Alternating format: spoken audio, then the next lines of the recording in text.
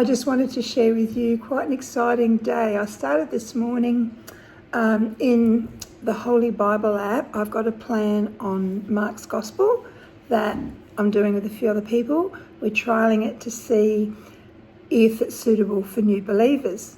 And anyway, today's reading was saying when Jesus called the disciples, "Come follow me and I will make you fishers of men." And as I answered the 3 questions for Discovery Bible on what do you discover about God, what do you discover about people, and how do you apply this to your life, I realised that when Jesus said, "Come follow me and I will make you fishers of men," the two can't be separated.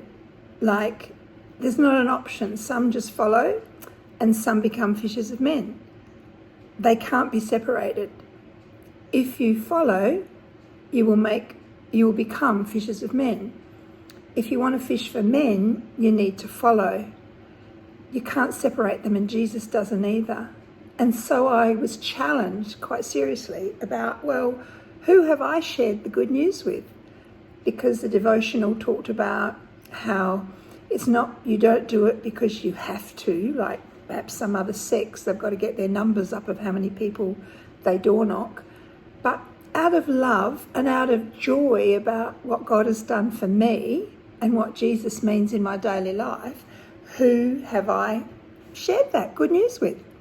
So I was down at Westlakes and decided at the last minute to have a haircut at Just Cuts. You never get the same person twice. So I'm there, and this poor lady shared how her son had basically not talking to her. She hasn't seen her grandchildren. Something quite little, and she doesn't actually know what. And you hear it so many times, just broken families and broken hearts.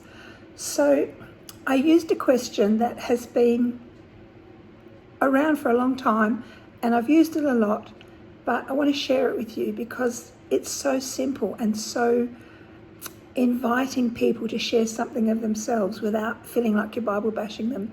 So I just said, I listened to her story, I didn't shortcut her, and I just said, do you have any spiritual beliefs that will support you in this hard time that you've got?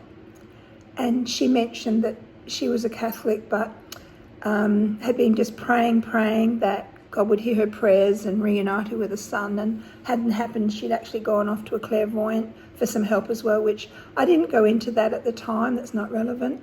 But so I just thought, I know they've got Catholic Alpha in this western suburbs here. So I said, have you ever heard of the Alpha course? And she said she hadn't. So I said, look, it's just a safe place where you can ask some of these life questions and do something for yourself and invest in your own peace of mind and work out how God sees this world and sees us and how he might be able to help. So she said, I might do that. I need something like that.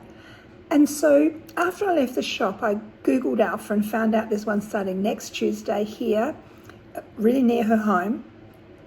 So I got the details, sent it to her, and actually I got her email, her phone number, because I asked if I could, share the Alpha details with her, so I had her number. So I just encouraged her to have a go and offered to go with her if she wanted someone for support on the first day. Anyway, I went shopping, and as I was coming back to the car, I walked past the shop again, and she was coming back from the toilets and was in the mall, and ran into her. She was the only one there. So I said, look, I have texted you because this one's starting next week. And she said, oh, I'm pretty busy. And I said, you know what? If you do this, I'm sure to give you a really good foundation. You need to work on the foundations of your life, and then a lot of other things will be easier for you after that. And it was just kind of with a heart of compassion, saying whatever came to my mind to encourage her to get along to this course. Well, anyway, I know the lady who coordinates the Catholic Alpha here in this region. She's just gorgeous. So I rang her and asked if she'd be there next Tuesday, and she said she would. And she said, what's this girl's name? And this was about an hour after I'd spoken to her. Sorry. And she said, that girl's just registered. She registered. Same day. And so I said, either bring a friend with you so that you feel more comfortable, or I can come with you. But I can't actually go first week, I can only go second week. But anyway, just want to encourage you and share the good news that as I had a bit of a kick up the bum this morning about, well, who have you actually leaked good news to lately? I just used that simple question. Do you have any spiritual beliefs that could support you in this hard time?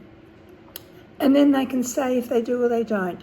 In my follow-up text to her, I did share that as a mum, 2 of my daughters had died already through illness, and I had just been so grateful that Jesus was in fact my good shepherd, helping me through the dark valley. And that's why I wanted to leak his love to her as well. So it was just a simple statement. That's my story. That's the truth for me. So it doesn't have to be hard, but that simple question, do you have any spiritual beliefs that will support you in this hard time, just points them to God, and they can take it wherever they want to from there or not. But today I was just a part of following Jesus and being a fisher of a lady, and let the Holy Spirit do the rest. So I thought I'd share it because it's not rocket science. It's just simple. As we are going, we leak out love, and we like John the Baptist, we direct people to Jesus. Hey, have you considered what he might be able to do in your life to help make sense of this crazy world? So go for it. Maybe this is a question you could try this week. Do you have any spiritual beliefs that could support you during this hard time in your life? And just let them chat. And they'll know then that you're there for a listening ear as well. You don't have to bombard them first up, but open the relationship a little bit deeper. Go beyond level 1, 2 conversations down to 3, 4, 5, and touch them at their point of need, and let them know that you are a spiritual person by asking that question, and let the Holy Spirit take you on the ride. Go for it, and please let us know what unfolds for you.